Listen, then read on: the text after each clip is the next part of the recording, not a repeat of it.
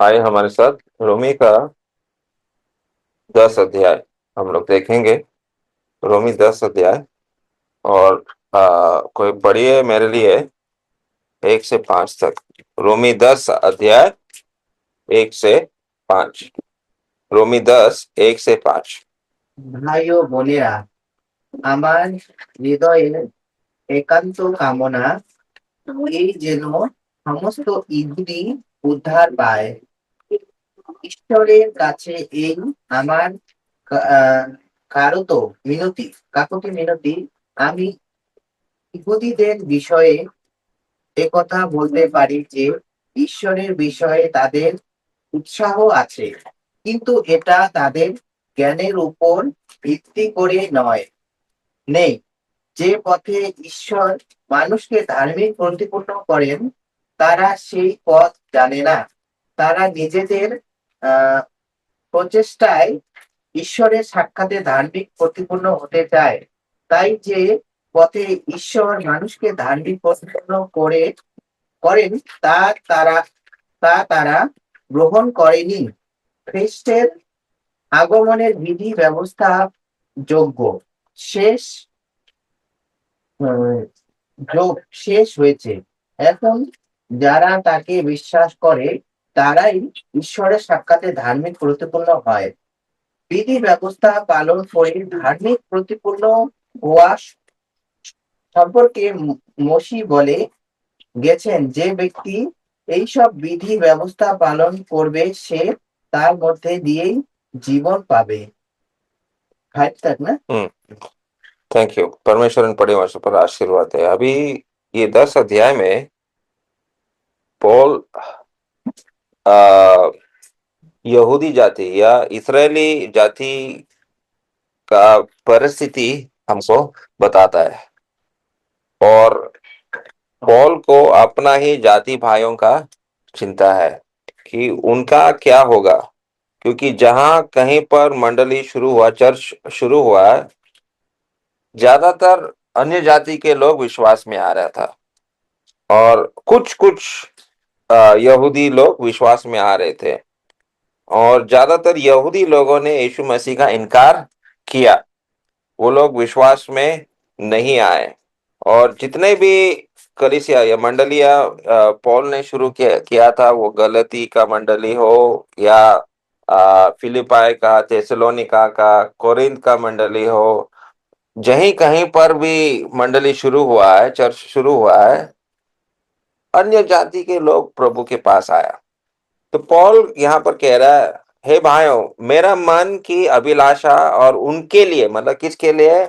अपने जाति भाइयों के लिए परमेश्वर से मेरी प्रार्थना है कि वे उद्धार पाए।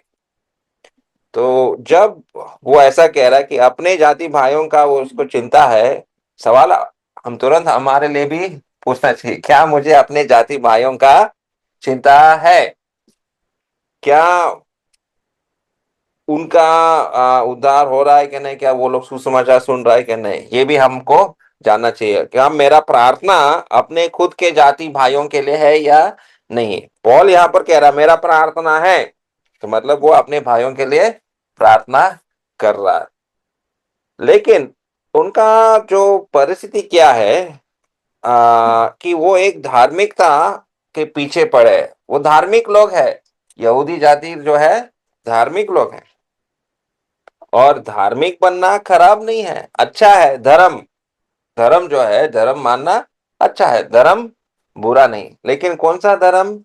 धर्म जो है, जो गरीबों का सेवा करता है, जो लोगों को खाना खिलाता है, जो बीमार है उनको हॉस्पिटल लेके जाना है, जो अनाथ आश्रम, वृद्ध आश्रम, ये सब चीजें जो करते हैं, ये धर्म अच्छा है।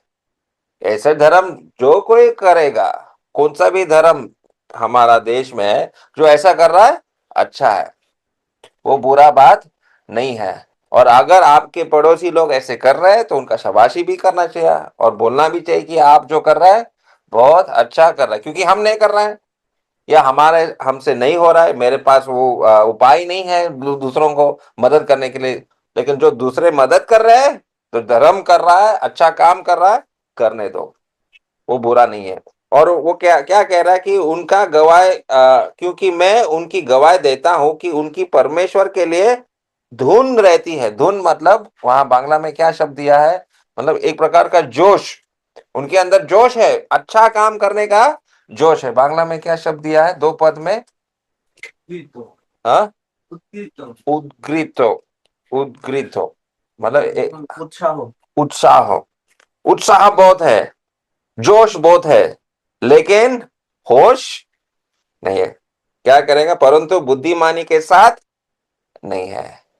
और बहुत सारे लोगों का जोश है प्रभु के लिए, ये करना है, वो करना है, ऐसा करना है, वैसा करना है, लेकिन होश या बुद्धि के साथ नहीं कर रहा है। और शायद मैं अपने जीवन में भी कभी कभी देखता हूँ, जोश है करने के लिए, लेकिन बुद्धि के साथ कर रहा हो या नहीं, वो अलग बात है। ठीक है, जोश के साथ होश भी रहना बहुत जरूरी है। और क्या बुद्धि का जरूरत है, क्या बुद्धि, अगर मैं प्रभु का सेवा कर रहा हूं तो क्या बुद्धि चाहिए, ये मुझे ये 10वां अध्याय में पौल यहाँ पर बताता है। वो 9 और 10 पद में वो बताता है, लेकिन अभी वहां तक हम लोग नहीं गए। लेकिन यहाँ एक धार्मिकता है, एक धार्मिकता है जो कार्य के साथ होता है। और वो 9वां अध्याय और 31 पद में, 9वां अध्याय 31 पद को जरा पढ़िए। ধার্মিকতা ধার্মিকতা পাইয়াছে, কিন্তু ইসরায়েলি ধার্মিকতা ব্যবস্থার অনুধাবন করিয়া সে ব্যবস্থা পর্যন্ত আহ, পৌঁছে নাই।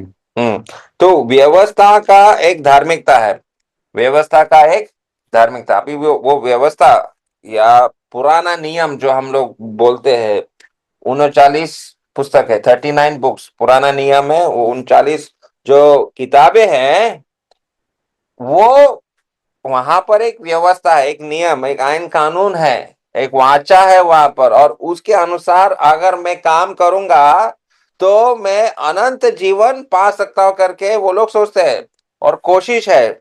तो उस व्यवस्था, पुराना नियम, आईन कानून का व्यवस्था का पालन करने का पूरा जोश है, पूरा जोश है।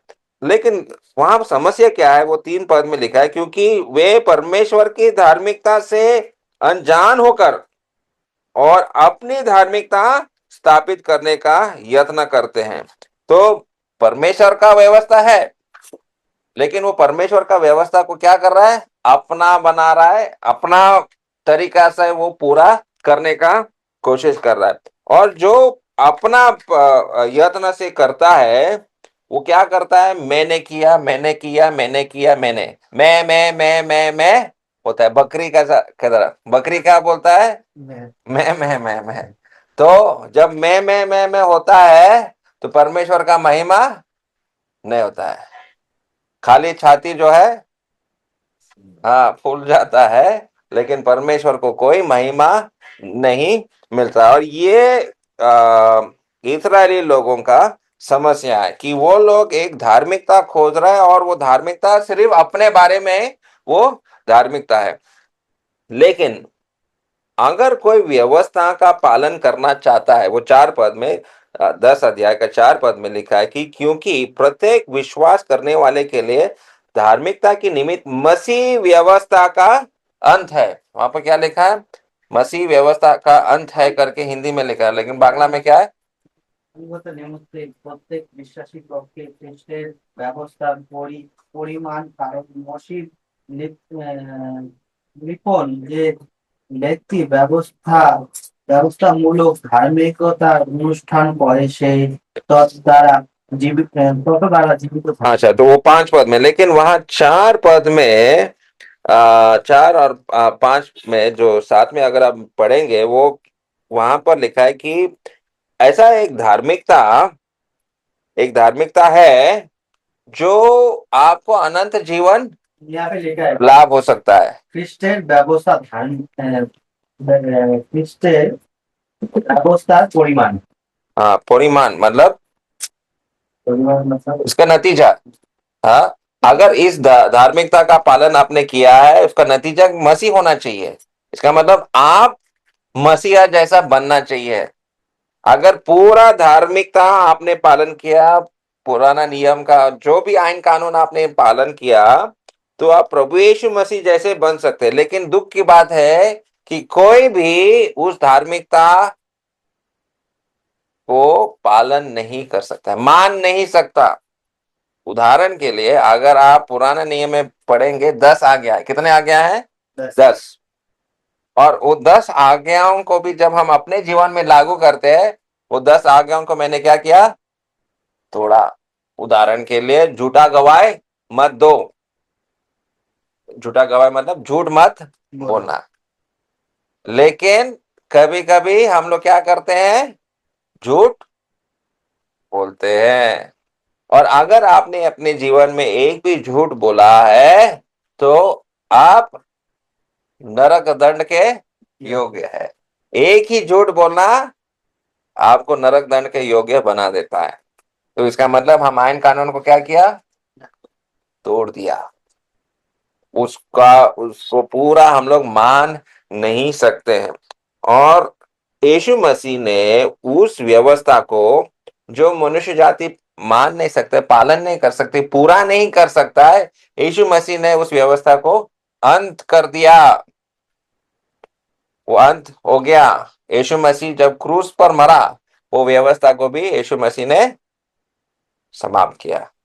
आज हम लोग नया नियम, नया वाचा का पालन करते हैं। वो प्रभु यीशु मसीह का अनुग्रह, परमेश्वर का अनुग्रह हमको मिला है, और वो नया वाचा हम लोग मानते हैं। वो पुराना व्यवस्था क्या हो गया? खत्म। इसलिए हमारा बाइबल में पुराना नियम है और नया नियम। वो पुराना नियम खत्म हो गया और अभी नया नियम है। और ये नया नियम है क्या? नया नियम कैसा नियम है? वहां पर लिखा है, पहला वो 5 पद में लिखा है कि वह इसी कारण जीवित रहेगा। जो पुराना नियम जो जो कोई भी उसका पालन करता है, वो अनंत जीवन पाएगा। लेकिन वो किसी को भी नहीं मिला वो अनंत जीवन, क्योंकि एक मात्र यीशु मसीह ने उस नियम को पूरा किया और उसको खत्म भी किया। लेकिन आगे जरा पढ़ो, 6 पद से 8 पद तक पढ़ो। বিশ্বাসমূলক ধার্মিকতার এইরূপ বলে মনে মনে বলিও না কে স্বর্গে আহ, আরোহণ করিবে, খ্রিস্টকে নামাইয়া আহ, আনিবার জন্য, অথবা কে অগাধ অগাধ লোককে নামাইবে, অর্থাৎ মৃতদের মধ্যে হইতে খ্রিস্টকে উদ্ধৃত উদ্ধৃত আনিবার জন্য। কিন্তু কি বলে সেই বার্তা তোমরা নিকটবর্তী, তোমার মুখে ও তোমার হৃদয়ে রহিয়াছে, অর্থাৎ বিশ্বাসেরই সেই বার্তা যাহা আমরা প্রচার করি। পারতাম না? तो यहाँ पर दूसरा प्रकार का धार्मिकता है। वो 6 पद में लिखा है, परंतु जो धार्मिकता विश्वास से है, जो धार्मिकता विश्वास से है। तो हमारा धार्मिकता कैसा हम लोगों को मिलता है? कर्मों से नहीं, किसी पैसे दान करने से नहीं, लेकिन मेरा धार्मिकता मुझे विश्वास करने से मिलता है। लेकिन क्या विश्वास करना है, ये भी बहुत जरूरी। मैं बोला वो 9 और 10 पद में आएगा, वो क्या बात है, क्या विश्वास करना है 9 और 10 पद में। लेकिन हमारा विश्वास करने की वजह से हम लोग धार्मिक बनते हैं। हम लोग विश्वास से धार्मिक बनते हैं। और यहाँ पर 2 बातें हैं, 6 पद में और 7 पद में लिखा है, कौन ऊपर जाएगा और उसको लेकर आएगा, या कौन नीचे जाएगा और नीचे से लेकर आएगा। मतलब कौन ऊपर मतलब स्वर्ग, और नीचे का मतलब नरक। हाँ, तो वहां से परमेश्वर का मसीहा या जो वचन, ऐसा नहीं कि बहुत दूर स्वर्ग में ही है। और कोई बोलेगा अरे हमने तो नरक देखा नहीं, इसलिए हम नरक पर विश्वास नहीं करते हैं। पिछली बार मैंने आपको कुछ कहानी बताया था कि कैसे एक आदमी मर गया था, और वहां उसका एक्सीडेंट हुआ था। और वो एक्सीडेंट जब हुआ था, उसका बहुत आ, आ, बुरा तरह से उसका चोट आया, हाथ वगैरह सब ऐसा निकल गया था, उसका बहुत बुरा अवस्था था। लेकिन उसी पीछे में एक पास्टर आ रहा था और पास्टर को लगा कि मैं उस व्यक्ति के लिए प्रार्थना करना चाहिए, तो पास्टर ने गाड़ी रोका और उस व्यक्ति के लिए प्रार्थना किया। 1 घंटा वो लगातार प्रार्थना किया, जब तक एम्बुलेंस ना आए वो कर रहा था, प्रार्थना कर रहा था। और बाद में एम्बुलेंस आकर वो सोचा कि वो लाश को लेकर जाएगा, लेकिन वो आदमी जिंदा था और उसका इलाज हुआ। बाद में वो आदमी जब ठीक हो, बहुत महीने बाद, 9-10 महीने बाद, वो आदमी जब बोलना शुरू किया, बात करना शुरू किया, वो आदमी वो पास्टर को डांटता है, आपने मेरे लिए प्रार्थना क्यों किया? मैं तो मर गया था और स्वर्ग चला गया था, लेकिन आप प्रार्थना कर रहा था, प्रार्थना कर रहा था, ईश्वर ने मुझे वापस नीचे भेज दिया। तो उसको स्वर्ग का दर्शन मिला। बोला वो बहुत अच्छा है, बहुत शांति है, बहुत खुशी है, मैं वहां अच्छा से रह सकता था, क्यों आपने मेरे लिए प्रार्थना किया? ये दोबारा मैं नरक में आ गया जैसा है। लेकिन बाद में वो आदमी एक गवाह के रूप में बहुत सारे चर्चेस में जाकर वो प्रचार करना शुरू किया, और उसके गवाह की वजह से बहुत सारे लोग प्रभु के पास आए। तो अगर प्रभु भेजता है वापस तो किसी मकसद से, किसी काम के लिए। लेकिन ऐसा है, यहाँ पर लिखा है कि अर्थात मसीह को उतार लाने के लिए, या आधोलोक में कौन उतरेगा, अर्थात मसीह को मृतकों में से जिलाकर ऊपर लाने के लिए कौन जाएगा? ऐसा मत बोलो कि मुझे वहां पर स्वर्ग से कोई आएगा तब मैं विश्वास करूंगा, या नरक से जो आएगा तब मैं विश्वास करूंगा। नहीं, वो 8 पद में लिखा है, परंतु वह क्या कहता है कि वह वचन कहां पर है? तेरे निकट है। परमेश्वर का वचन कहां पर है? आज आपके एकदम, हाँ, आपके घर में बाइबल है, सबके घर में बाइबल है, वचन आपका नजदीक है। इसमें लिखा है, हाँ, 8 पद पढ़िए, पढ़ो। এর ব্যাপারে শাস্ত্র বলছে, সেই শিক্ষা তোমাদের কাছেই, তোমাদের মুখে ও হৃদয়ে আছে। हाँ, तुम्हारा एकदम नजदीक, एकदम काछ है, हाँ? मुंह में भी है और दिल में भी है। लेकिन क्या बात मुंह में है और क्या बात दिल में है? और ये मैंने बोला, जो ज्ञान का जरूरत है वो ज्ञान क्या है? 9 और 10 पद को जरा पढ़िए, क्या जानना जरूरी है जिसकी वजह से एक आदमी का उद्धार हो सकता है? 9 और 10। তুমি যদি মুখে মুখে প্রভু বলিয়া স্বীকার করো এবং হৃদয়ে বিশ্বাস করো যে যে ঈশ্বর তাহাকে মৃতগণের মধ্যে হইতে পুনরুত্থিত করিয়াছিলেন, তবে পরিত্রাণ পাইবে। हाँ। কে হৃদয়ে বিশ্বাস করে ধার্মিকতার জন্য এবং আহ, এবং মুখে স্বীকার করে পরিত্রাণের জন্য। तो यहाँ पर 2 चीजें हैं। हाँ, एक तो मुंह से आपको क्या बोलना है? स्वीकार करना है। और दिल में क्या करना है? विश्वास करना है। विश्वास दिल में होता है और मुंह में स्वीकार होता है। और इसलिए जब हम बपतिस्मा देते हैं, तुम्हारा भी बपतिस्मा देने से पहले हम लोग क्या सवाल किया? आपको याद है, नदी में हम लोग जब आपको लेकर गया था, हमने सवाल किया, आप अगर आज मरेंगे आप कहाँ जाएंगे? यीशु मसीह कौन है? ये सवाल हमने किया था, क्योंकि हम आपके मुंह से सुनना चाहते थे कि क्या आप यीशु को प्रभु करके स्वीकारते हो? तो यीशु को प्रभु करके बोलना, इसका मतलब प्रभु का मतलब वो मेरा मालिक है। प्रभु का मतलब क्या है? मालिक है। और मैं उदाहरण दे रहा था, देखो बागान में जो काम करते हैं, हाँ, मालिक बोलेगा यहाँ पर आपको क्या करना है? पत्ते उठाना है। एक ही जगह में मालिक बोलेगा आज भी यहाँ पर पत्ता उठाना है। अगर मजदूर बोलेगा है मैं यहाँ से पत्ता नहीं उठाऊंगा, वहां जाकर पत्ता उठाऊंगा, होगा क्या? मीना ऐसा चलेगा? जहां पर वो बोला गया वहां से ही पत्ता उठाना है।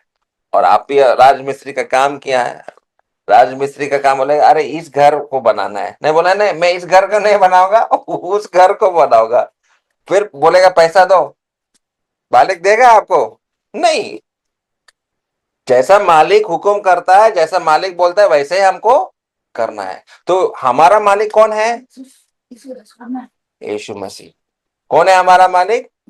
यीशु मसीह। मालिक जो बोलता है वही मैं करूंगा। और इसलिए वो बोलता है जो कोई कि यदि तू अपने मुंह से यीशु को प्रभु जानकर अंगीकार करे और हृदय में विश्वास करे कि परमेश्वर ने उसे मृतकों में से जिलाए। और क्या विश्वास करना, ये क्या जानना जरूरी है कि यीशु मसीह मरा लेकिन दोबारा जी उठा। यीशु मसीह का पुनरुत्थान सबसे जरूरी है। हाँ, मृत्यु है, मृत्यु के जरिए हमारा पापों का प्रायश्चित है, लेकिन मृतकों में से जी उठा वो ज्यादा बड़ा क्यों है हमारे लिए? यीशु मसीह दोबारा जी उठा, ये ज्यादा जरूरी है। यीशु मसीह का मृत्यु से ज्यादा यीशु मसीह का पुनरुत्थान ज्यादा जरूरी है। क्यों है? क्योंकि अगर वो जीवित नहीं होता तो हम भी कभी जीवित नहीं होते। बिल्कुल। और उसका पुनरुत्थान से हम लोगों को क्या पता चल रहा है? जो जीवन करके कुछ है। आनंद जीवन है, और जो कुछ भी यीशु मसीह ने बोला वो सच है। क्योंकि यीशु मसीह ने बोला मैं मरने वाला हूं लेकिन 3 दिन बाद मैं दोबारा जी उठूंगा। और सच में यीशु मसीह दोबारा जी उठा। और ये ज्ञान या ये खबर सुसमाचार किसके लिए? आगे जरा पढ़िए, 11 से लेकर 13 तक पढ़ो। কেননা শাস্ত্র বলে যে কেউ তাহার উপরে বিশ্বাস করে সে লজ্জিত হইবে না, কারণ যিহুদি ও গ্রিক কিছুই উম, কিছুই প্রভ- আহ, প্রভেদ নাই, কেননা সকলেই একমাত্র প্রভু, মাত্র প্রভু যত লোক তাহাকে ডাকে সেই সকলের পক্ষে তিনি আহ, ধনবান, কারণ যে কেহ প্রভুর নামে ডাকে সে পরিত্রাণ পাইবে। তবে তাহারা যাহাতে বিশ্বাস করে নাই बस बस 13, हाँ 13 तक पढ़ लिया। तो वो 13 में किसके लिए है ये जो खबर? उद्धार किसके लिए है? वहां पर 13 पद में लिखा है और 11 पद में भी लिखा है। ठीक है, कोई विश्वास करेगा जो कोई मतलब कौन? सब मनुष्य। तो अंधे के लिए है क्या? लंगड़े के लिए है क्या? आदिवासी के लिए है क्या? बंगाली के लिए है क्या? नेपाली के लिए है क्या? जो कोई। चोर के लिए है क्या? खूनी के लिए है क्या? सबके लिए जो कोई में सब आता है, सब आता है, सबके लिए परमेश्वर का उद्धार। होना चाहिए, हाँ इंसान होना चाहिए। इंसान होना चाहिए, बिल्कुल सही है। जो कोई आदमी, जो कोई इंसान है उसके लिए उद्धार है। तो अभी यहाँ पर दिखा है कि क्या विश्वास करना। यहाँ पर साफ साफ हमको लिखा है कि यीशु मसीह का पुनरुत्थान पर जो कोई विश्वास करता है उसके लिए उद्धार है। तो अगर ये जो उद्धार सबके लिए है तो सब जगह में इसका प्रचार करना भी जरूरी है। तो आगे जरा पढ़िए, 14 से 17 तक पढ़ो। কিন্তু যারা তাকে বিশ্বাস করে না তাকে ডাকবে কি করে? আর যারা তার কথা শোনেনি তাকে বিশ্বাস বা কি করে করবে? हम्म, কেউ প্রচার না করলে তারা শুনবেই বা কি করে? যারা প্রচার করতে যাবে তারা প্রেরিত না হলে কি করে প্রচার করবে? হ্যাঁ, শাস্ত্রে কিন্তু লেখা আছে সুসমাচার নিয়ে যারা যারা আসবে তাদের চরণ যুগল কি সুন্দর। কিন্তু 16 তক না? 17 तक। কিন্তু ইহুদিদের মধ্যে সকলেই সেই সুসমাচার গ্রহণ করেনি। ঈশাইও ঠিক বলেছেন যে যারা যা বলেছিল তা করে কজনই বিশ্বাস করেছে। সুতরাং সুসমাচার শোনার ভেতর দিয়েই বিশ্বাস উৎপন্ন হয়। আর সেই খ্রিস্টের সুসমাচার শোনালেন তখনই লোকেরা सुसमाचार सुनते पाए। तो यहाँ पर 14 से 17 तो आपने पढ़ा। तो प्रचार करना क्यों जरूरी है वहां पर लिखा है, क्योंकि अगर यीशु मसीह मृतकों से जी उठा तो उसका प्रचार हर जगह में होना चाहिए, क्योंकि यीशु मसीह ने मृत्यु को हराया है। हमारा दुश्मन कौन है? मृत्यु। शैतान भी है, हाँ, लेकिन मृत्यु सबसे आखिरी दुश्मन है। सोचो, इंडिया पाकिस्तान का लड़ाई हो रहा है और हमारे पास मोबाइल फोन नहीं है, कुछ नहीं है। युद्ध जो है तलवार के साथ हो रहा है। कैसा युद्ध हो रहा है? तलवार के साथ युद्ध हो रहा है। ये पुराने जमाने का लड़ाई है। कोई मोबाइल नहीं है, कोई बंदूक नहीं है, कोई रॉकेट नहीं है, कुछ नहीं है। तो हमारा सैनिक बॉर्डर पे गया लड़ाई करने के लिए। जो बच्चे जो गांव में है सिर्फ बच्चे हैं और महिला लोग ही है। सब जवान लोग लड़ने के लिए गया। बूढ़े लोग हैं, महिला लोग हैं और बच्चा है, बस। तो अगर भारत देश ने वो लड़ाई जीता, खबर कैसे आएगा? फोन नहीं है, कोई गाड़ी नहीं है, ट्रेन एरोप्लेन कुछ भी नहीं है, पुराना समय का बात है। खबर कैसा आता था? एक आदमी, हाँ हाँ, अभी कबूतर यहाँ रुकेगा कि नहीं मालूम नहीं, लेकिन एक आदमी होता था दौड़ने वाला। एक आदमी का क्या होता था? दौड़ने। उसका काम ही खबर जाकर देना, दौड़ना उसका काम है। और उसका वो 30-40 किलोमीटर आराम से वो दौड़ सकता था। आज भी मैराथन दौड़ होता है, आपने देखा है, सुना होगा। मैराथन जो होता है, झंडा लेके हाँ, नहीं नहीं, खेल जो होता है ओलंपिक्स में भी होता है, मैराथन दौड़ होता है। 40 किलोमीटर का वो दौड़ होता है। हमारा यहाँ एक बंगाली तो यहाँ से जलपाईगुड़ी से वो दौड़ में 3 नंबर आए, वो यहाँ पर अच्छा दौड़ती है। मैं ये क्यों बता रहा हूँ? वो आदमी जो दौड़ रहा है, सोचो, दूर से गांव वालों ने उसको देखा है, वो दौड़कर आ रहा है। वो आदमी जो दौड़कर आ रहा है, उसका जिस प्रकार से वो दौड़ रहा है, अगर धूल उठाकर जोर से दौड़ रहा है, आपको क्या लगेगा? खबर जो आ रहा है अच्छा खबर है। जिस प्रकार से धूल उठाकर वो दौड़ रहा है और आ रहा है, आपको पता चलेगा जैसा वो आ रहा है, खबर क्या है? अच्छा है। सोचो, वो आ रहा है लेकिन वो उसका पैर उठ ही नहीं रहा है। वो दौड़ रहा है लेकिन पैर उठ नहीं रहा है, ऐसा निराश होकर वो दौड़ रहा है। तो इसका मतलब खबर क्या है? खराब है। अभी प्रचारक का काम क्या है? प्रचारक का काम यही है कि यीशु मसीह युद्ध जीता है। मृत्यु को यीशु मसीह ने हराया है। हमको मृत्यु से डर नहीं है। और इसलिए उस व्यक्ति का पांव कैसा है? वो 15 पद में उसका पांव कैसा है? उनके पांव क्या ही सुहावने हैं। क्या बांग्ला में क्या लिखा है?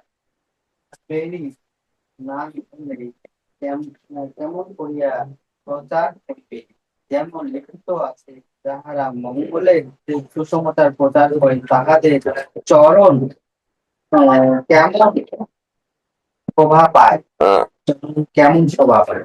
उनका चरण कितना शोभा पाए, मतलब कितना सुंदर है उनका पांव, क्योंकि वो अच्छा खबर लेकर आता है। वो आदमी जो दौड़कर आया, अच्छा खबर बोला, गांव के लोग क्या करेगा उसका? वो थक के, हाँ, आया है अच्छा खबर देने के लिए। जब गांव पहुंचेगा, गांव उसने मुंह से अच्छा खबर दिया, लोग क्या करेगा? उसका पांव को धोएगा, साफ करेगा, धूल धूल धूल से वो दौड़ के वो अच्छा खबर लेकर आएगा।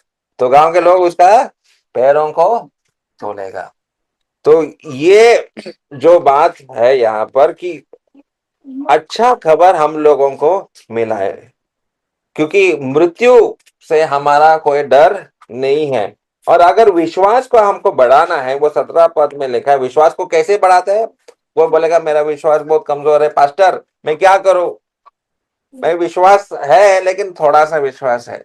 तो विश्वास को अगर मुझे बढ़ाना है तो क्या करना पड़ेगा? कौन सा दवाई खाना पड़ेगा? कौन सा टॉनिक पीना पड़ेगा? क्या लिखा है वहां 17 पद में? অতএব বিশ্বাস গ্রহণ হইতে এবং শ্রবণ খ্রিস্টের বাক্য দ্বারা। हाँ, वाक्य के द्वारा। जब मैं परमेश्वर का वचन, वाक्य को मैं सुन रहा हूं, तो मेरा विश्वास बढ़ता है। और इसलिए हम लोग बाइबल स्टडी रखते हैं, रविवार को हम वचन पढ़ते हैं, वचन सुनना है। तो वचन सुनने से मेरा विश्वास भी क्या होता है, बढ़ता है। घर पे जब आप अकेले हैं तो मोबाइल फोन में प्रभु का वचन लगाओ, प्रभु का गीत सुनो, प्रभु का गीत सुनो, प्रभु का वचन सुनो, उसके द्वारा आपका विश्वास बढ़ सकता है। प्रभु का वचन हमेशा आपका नजदीक रहना चाहिए। और प्रभु का वचन सुनने से, प्रभु का वचन सुनने से, शामिल बोलेगा पास्टर हम तो पढ़ा लिखा नहीं, हम तो पढ़ नहीं सकता है, लेकिन सुन सकता है कि नहीं? प्रभु ने कान कितना दिया है? 2 कान दिया। कान क्यों दिया है शिमोन? सुनने के लिए। हाँ, कान सुनने के लिए है। कितना कान है? 2। तो इसलिए ज्यादा सुनना चाहिए। प्रभु का वचन सुनने से आपका विश्वास भी बढ़ता है। चलो अभी आखिरी में हम देखते हैं कि इस्राएली लोगों का परिस्थिति क्या है। जरा हम लोग अभी 17 तक पढ़ा, 18 से लास्ट तक पढ़ो, हम और खत्म करेंगे। কিন্তু আমি বলি, তাহারা কি শুনিতে পায় নাই, পাইয়াছে, ওই কি তাহাদের শহর ব্যপ্ত হইল সমস্ত পৃথিবীতে তাহাদের বাক্য জগতের সীমা পর্যন্ত। কিন্তু আমি বলি, ইসরায়েলি কি জানিতে পারে নাই প্রথমে মসিহ কেমন কেমন আমি আমি নজাতি দ্বারা তোমাদের অন্তর্জালায় জন্মাইব, মৃদ জাতির দ্বারা তোমাদিগকে পর্যন্ত করিব। আর যিশায় অতিশয় সাহস পূর্বক বলেন, তাহারা আমার অন্বেষণ করে নাই, তাহারা আমাকে পাইয়াছে। যাহারা আমার কাছে জিজ্ঞাসা করে নাই, তাহাদিগকে দর্শন দিয়াছি। কিন্তু ইসরায়েলীদের বিষয়ে তিনি কহেন, আমি সমস্ত দিন অবাধ্য ও প্রতিকূল দাবি প্রজাতি প্রজা বৃন্দের প্রতি হস্ত বিস্তার করিয়াছিলাম। तो अभी हमने बोला कि बाइबल में अभी हमने पढ़ा कि विश्वास कैसा आता है, वचन सुनने से। तो प्रचारक ने तो प्रचार किया, तो इस्राएली जाति ने वचन तो सुना, प्रचार उनके सामने हुआ है, तो वो लोग विश्वास क्यों नहीं कर रहे? फिर विश्वास हम लोग विश्वास वचन सुनने से होता है। लेकिन आप लोग जब वचन सुनता है आपका विश्वास बढ़ रहा है, लेकिन दूसरे लोग वचन सुन रहा है उनका गुस्सा बढ़ रहा है। क्यों? वही चीज आपके अंदर में क्या आ रहा है? अच्छा, बढ़ोतरी मिल रहा है, लेकिन दूसरे में क्या हो रहा है? वही वचन सुन रहा है लेकिन गुस्सा आ रहा है। तो फर्क क्या है? क्या फर्क है वहां पर? इस्राएली लोग भी वचन सुना, लेकिन उनके अंदर 4 चीजें हम लोग देखते हैं। एक तो 19 पद में देखा कि वो लोग इंग्लिश में जेलस दिखा है, या जलने लगे। हाँ, जलने लगे। वो क्या है अंदर में? 19 पद में, मैं उनके द्वारा जो जाति नहीं तुम्हारे मन जलन उपजाऊंगा। बांग्ला में क्या शब्द है? उनके अंदर जलन आ गया। हाँ, अंतर्जला मतलब अंतर में, हृदय में इतना जलन पैदा, जलन हो रहा है।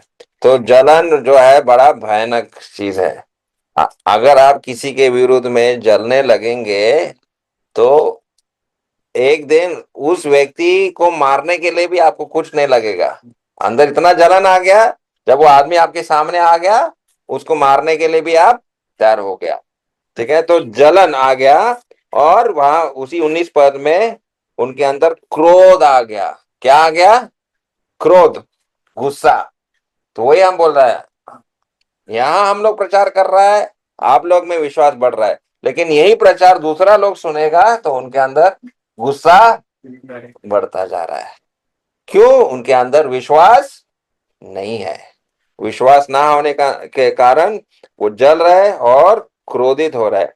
और 21 पद में और हम लोग देखते हैं वहां पर क्या लिखा है। परंतु इसराइल के विषय में वह यह कहता है, इसराइल के विषय में और क्या है कि परमेश्वर ने अपना हाथ फैलाया, परमेश्वर ने अपना हाथ आगे किया, लेकिन उनके अंदर क्या है, क्या समस्या क्या है कि एक आज्ञा न मानने वाली और विवाद करने वाली प्रजा बन गया। वो कैसे लोग बन गए हैं? वो झगड़ा करना। आज्ञा न मानने वाला, आज्ञा न मानने वाला और विवाद करने वाले हैं। तो बहुत सारे लोग सिर्फ तर्क करने में उस्ताद है, लेकिन विश्वास करने के लिए तैयार नहीं है। तर्क कर सकते, वाद विवाद करते हैं, लेकिन विश्वास नहीं करते। और ये इस्राएली लोगों का परिस्थिति है। और दुख की बात है, आज आज भी उनका परिस्थिति ऐसा है कि वो जलते हैं। जलन, क्योंकि अगर आज आप देखेंगे सबसे बड़ा देश क्रिश्चियनों का देश है, अमेरिका जो है क्रिश्चियन का देश है, तो जलते हैं। अरे ये कैसा है? क्रिश्चियनों के ऊपर वो लोग क्या करते हैं? जलते हैं। और गुस्सा भी याद आता है उनके अंदर, क्योंकि क्रिश्चियनों का ही सबसे बड़ा, आज हमारे देश में भी अगर आप देखेंगे सबसे बड़े स्कूल्स, कॉलेजेस, हॉस्पिटल्स किसके हैं? कौन चला रहा है? क्यों यहां से बंगाल से लोग भेलोर जाने के लिए तैयार है? पैसा खर्च जाकर भेलोर में क्रिश्चियन हॉस्पिटल में इलाज पाने के लिए जाता है, क्योंकि परमेश्वर ने आशीर्वाद दिया है। और परमेश्वर जब आशीर्वाद दे रहा है, दूसरे लोग क्या कर रहे हैं? जलने लगते हैं। और वो है आज हमारा भारत देश का भी परिस्थिति ऐसा ही है कि जलन आ रहा है, गुस्सा आ रहा है और आज्ञा नहीं मानना चाहता है। और आज अगर मैंने जो बोला, प्रचार हम यहाँ कर रहे हैं, आपके अंदर विश्वास बढ़ रहा है, लेकिन दूसरे के अंदर में क्या पैदा हो रहा है? जलन और गुस्सा। लेकिन प्रभु हमारी सहायता करे कि हम लोग कैसे बनना चाहिए, एक अच्छा गवाही, एक अच्छा उदाहरण हम लोग बनेंगे। ठीक है, चलो तो आज हम लोग यहाँ खत्म करेंगे।